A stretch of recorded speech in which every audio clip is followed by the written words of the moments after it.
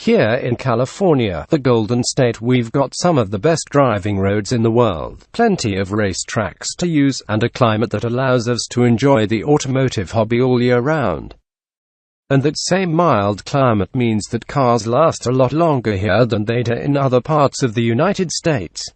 The events, the builders, the cool cars. Yeah, we've got him. But the Golden State is by no means a heaven for car lovers. In fact, some might even say it's hell. Because for as important as the automobile has been to the state, California is a notoriously unfriendly place for car lovers when it comes to legislation and emissions laws. With so many vehicles plying the roads of the state, air pollution has long been a problem in California.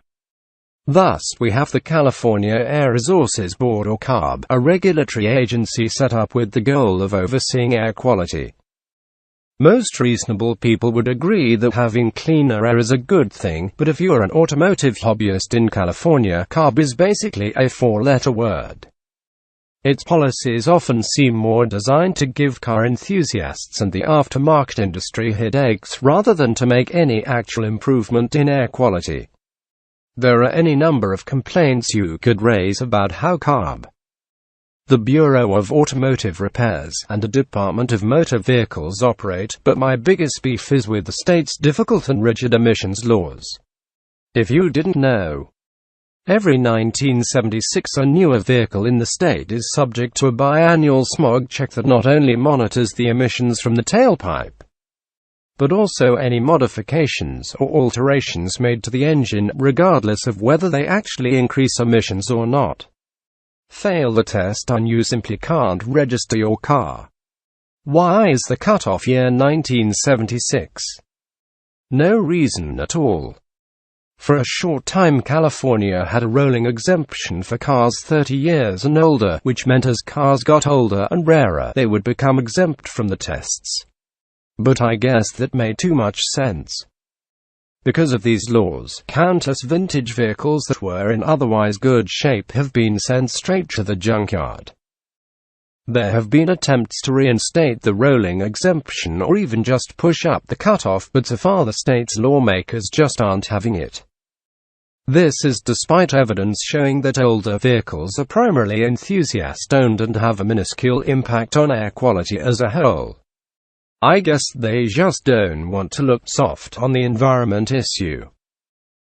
The United States has a rule that allows you to import vehicles 25 years and older, and recently that's meant an influx of R32 Skylines and other JDM machinery onto American roads.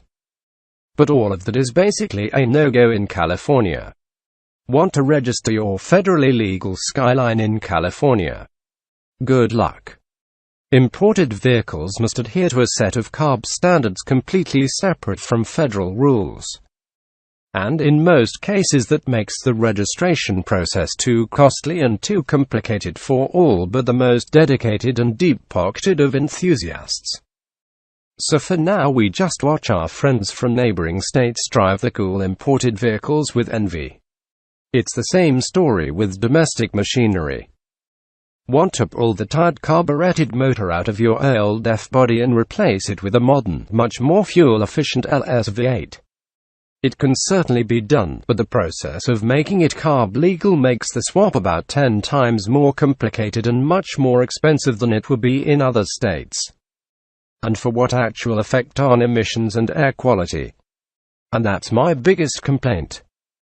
I completely support initiatives that genuinely have an actual impact on air quality and the environment, but all of this feels so unnecessary.